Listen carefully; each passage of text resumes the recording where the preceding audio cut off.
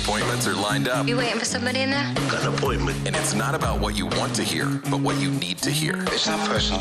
It's strictly business. It's time you and me had a private talk. Winger, step into my office. It's Step Into My Office with Michael Lombardi. Mr. Lombardi, we'll see you now. I've been missing these Step Into My Office editions, Michael. We got a lot to get to today. I mean, we got a line outside the office. They're just patiently waiting to. I don't know what's in your waiting room, but we've got a long list today. Anyway, we will start on the quarterback front because why wouldn't we? We had a couple quarterbacks since we last did this, Michael, from last week get their extensions off the rookie deal. Tua Tagovailoa, 4 years, $212 million.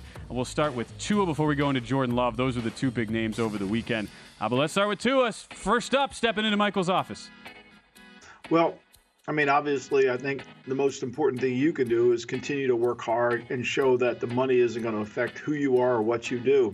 But I also think you need to recognize the people around you. They're as much responsible for your success as anyone.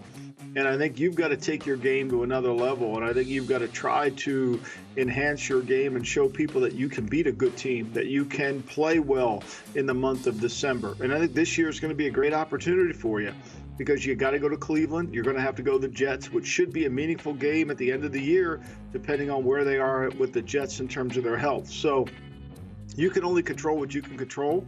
But I think the most important thing is you staying healthy, making sure you get rid of the football.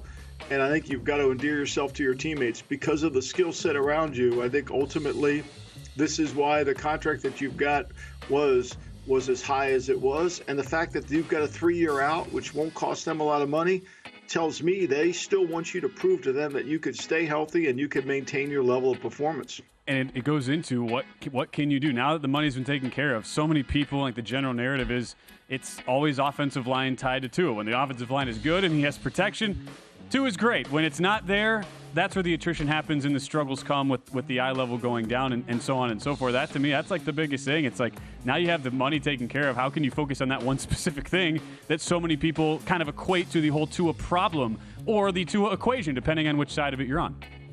Yeah, I think to me, and also the way he changed his body, I think he's got to show people that he can stay healthy and take a hit. Because, look, we've talked about this. The RPO game for most quarterbacks is expiring. And I think once Philly played Miami the way they played Tua last year in that game, where they spot dropped, they took away those RPO throws, it made it harder for him to make plays and get the ball to Tyreek Hill, get the ball to Waddle. And I think ultimately he's going to have to prove that he can become more than an RPO quarterback, because right now that's when he's at his best. Meanwhile, Tua starts the Step Into My Office segment. Jordan Love, he strides comfortably into your office, Michael. He's feeling good. 4-year, $220 million extension. Played great at the end of last year. Shepherded in. Brian Ortega, Wyatt Tomchek, Packer shareholders here at the network, we ushered Jordan Love into your office, Michael. What do you got for him? Well, I think, look, for Jordan Love, it can't be bigger than you, right? They didn't pay you all this money for you to carry the franchise. They paid you all this money to lead the franchise. And you can't take the burden of responsibility of winning on your shoulders. You've got to play within yourself. You've got a lot of good players around you. And your defense should be improved, because last year when you gave up over 200 yards rushing in games, you were 2-2. And you had opportunities you could have won those games, but you didn't. And the fact is you'll be better defensively. And all you need to do is execute the offense and be a team player. I think the biggest mistake you could make is to feel pressure to move the needle a little bit in terms of now it's on you to lead the team. Fourth quarter, you're going to have to win the game. You're going to have to get in the huddle and command the respect. But I really think for the Packers to beat the Lions, for the Packers to win the NFC, it's going to take the team. It's going to take all three units, offense, defense, and the kicking game. And you're good at all three areas. I think you got to rely on that. And I don't want you as a player, because you got paid this number, to feel the burden of having to win the game and play outside your comfort zone. I think you play within the framework of the offense, you'll be good enough. Hey, last time I checked, Jordan Love's name is not Jeff Affley. Like, let him handle the defense. That's been the big issue for Green Bay. Focus on what you can control. That is a great way to look at it for Jordan Love, who is tremendous down the stretch in 2023. All right, from the quarterback room to the guys who catch passes from the quarterbacks. The big wide receiver name, it's Jamar Chase, holed in right now in Bengals camp. Jamar's got some time in his hands right now, Michael, so he's certainly free to step into your office. Well, I mean, look, Jamar, you're going to get paid no matter what, whether you're practicing or not. I think the worst thing you can do is not go out there and practice. I mean, if you're not going to, nothing's going to affect your earnability over the next years unless your skills start to decline. And so the most important thing that I've learned in my career is when you're not in great shape, when you're not in your peak condition, injuries seem to happen. And what you don't want to have happen is miss time, because you want to be able to be part of the team. They've already told you you're the second best player on the team. And I think more than anything, when Mike Brown admits that in a negotiation, that's a huge statement for him to make. So you got to take that responsibility on. And look, they're allowing you to sit in. Obviously, Katie Brown Blackburn is running the team, because if this was the old Mike Brown, this would never happen. So feel fortunate about that. But I think, to me, you got to stay in great shape and you got to be prepared to have a great season, because technically they own your rights for 3 more years. Mm-hmm. Like, they don't have to do anything. They do not. And you could, just like they did with T. Higgins, you could be the franchise player for 2 more years. So it might be best for you to keep working on your craft as opposed to thinking that you're on strike and shouldn't do anything.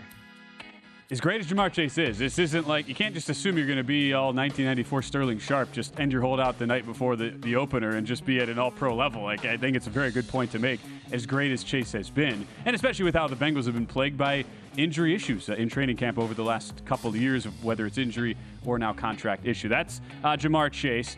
Now it's time for the big boys here as we continue. Step into my office. Monday edition on the Lombardi Line. Would not be a step into my office without old Jarrett getting the summons from Oxnard, California here. We're kind of wondering what's going on in Cowboy camp, as it's been kind of a shaky start there with all the question marks about who is going to get paid here, as those questions have not been answered yet, Michael, as we're into training camp.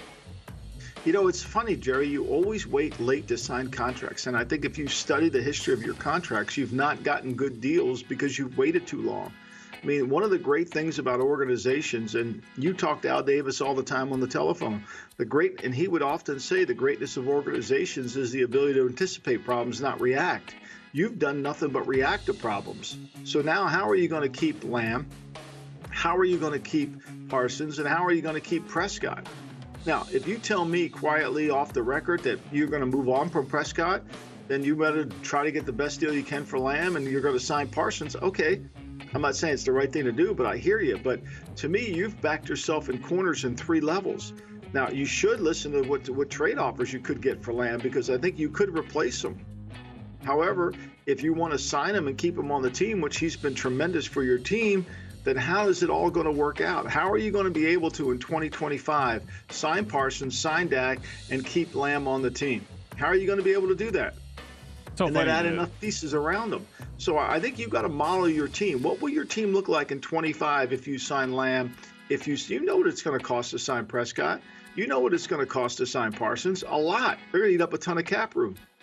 You better figure it out. Now, I know you've told everybody you know where the cap's going better than anybody. Great. If you did that, then why didn't you sign guys to contracts earlier? The wait until the last leaf on the tree quote, it's hilarious to me, because it's just like, why? What's the point? You're not getting yourself any additional value by doing that, but alas, Jera will saunter out of Michael's office. We have one more here. Time for one more. John Lynch, GM of the 49ers, has been patiently waiting. Back of the bus, Michael. Last one to step into your office. John, look, the number one thing you got to do is sign Trent Williams, because you and I both know that this offensive line, if it has to pass protect outside of run action, it's going to be hard. You need him more than anybody. I think your position on Ayuk's perfect. Just offer him what you can offer him and basically tell him to take it or leave it. You got 3 years of rights to him. You own those rights to him, because you're going to have to sign Purdy to a deal. Now, we all know that Ayuk would be smart enough to take a deal now with escalators in those deals in years 2, 3, and 4, because you're going to get rid of Deebo Samuel next year. You know that's going to have to come, because you can't pay 2 receivers, Christian McCaffrey and then the quarterback. We all know that. Somebody's odd man out. And so Ayuk needs to understand where he fits in this puzzle. And if you could make up the difference in the contract in the second, third, and fourth year with escalators, then you should do that. But to me, the number one thing on your plate, what is the main thing for your success next year, is going to be Trent Williams, because Kyle will figure out how to move the football. He'll figure out how to move the ball. It may be harder to win games against man-to-man, like the Jet game opening day, if Ayuk isn't playing well.